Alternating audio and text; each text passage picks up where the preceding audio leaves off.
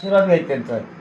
त्याशिवाय मी मुंबईवर येणार नाही. नुसतं नाव आलं गगनगिरी बॉडी मसाज सेंटर मध्ये फरक आहे महत्वाचा. काय येतो काय माहिती लावलं येतो काय वेळ करतो. तर 2 महिने 1.5-2 महिने होऊन देत नाही कधी. महिन्यात 6 महिन्याच्या आत मी कसं करून काय निमित्त काढून निघून येतो गावाला.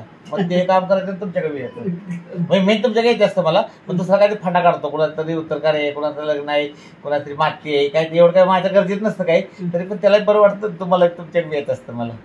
माझ्या मसाज ट्रीटमेंट आपली कशी वाटते तुम्हाला? खूप सुंदर, खूप सुंदर. मनापासून करतो मुलगा प्रामाणिक. मला काय माझे काय नातेवाईक नाही किंवा मी काय एजंट नाही कोणाचा काय नाही. पण आहे फरक आहे मला आहे. हातासाठी तुम्ही मुंबईला हाताला मी चांगले 50,000 रुपये खर्च केले मुंबईमध्ये की त्या फिजिओथेरपी डॉक्टर हे ते माग हात आहे ना मागत जातच नव्हता बघा. ते मागा नेतोच ते व्यायाम काय सांगितले हे सांगितलं आंघोळ करता साबण पाठीला खेळता हाताला दररोज शेणे. टिक प्रॅक्टिकल टिकट असते बरोबर त्यांच्या. तुम्ही काय सांगितलं पाटील साबण लावलं म्हणे आणि दुसऱ्या हाताला वडा गुळगुळी झाले तर ते चालू होईल रोज करायचं. पण ते मी तुमच्या एक दिवस करणार पण तुम्ही दररोज व्यायाम बी करायचं तिथं. म्हणजे मला माझा हात सरळ होणार नाही असंच वाटत होतं. हात सरळ होणारच नाही. वरती पण जात नव्हता पहिला. वरता पण जात काय नाही आता कुठं पण जात नव्हतं. फ्रोझन शोल्डर होतं.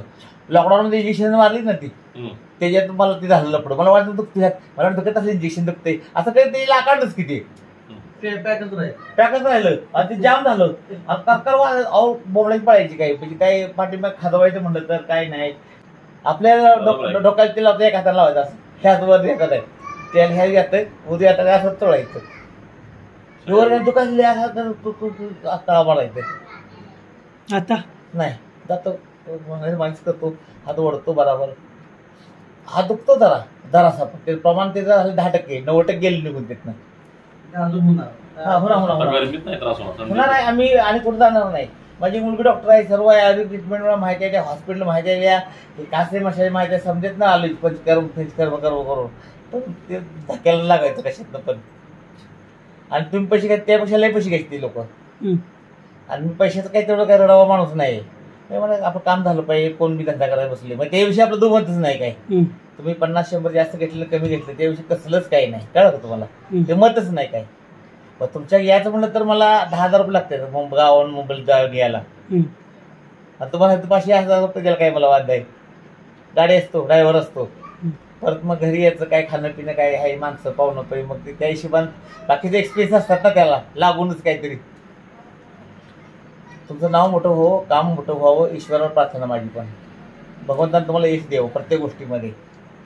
हां हो 1-2 फिजिओथेरपी ठेवून जास्त काम वाटतं तर करायला ते चाललं पण काम करायचं आहे. 2 ट्रेनिंगली पोरं ठेवून सुद्धा गोंड खेचायचे जे चालतं. गावच्या लोकांना बी स्वस्त ट्रीटमेंट चांगली भेटते चांगलंच आहे की. गावच्या लोकांना तेवढंच स्वस्त पैसे पाहिजे 2 पैसे कमी आहेत. गावच्या लोकांना तर यायला पैसे लागतात तिसरं नसते ते कोणाकोणाकडे. हां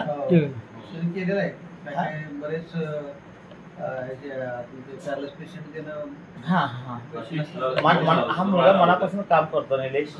आता माझ्या मुलाच्या व्हायचे आहेत माझ्या मुलं व्हायचे ना मला आरोग्य बोलतोय ते मनापासून करतात. तिथं मन घातलं की यश देतो ते. बघा तुम्हाला पण यश मिळते चांगलं वाटतंय ना जरा. सुरू केलं तर इतकं गर्दी होईल काय वाटलं पण नव्हतं.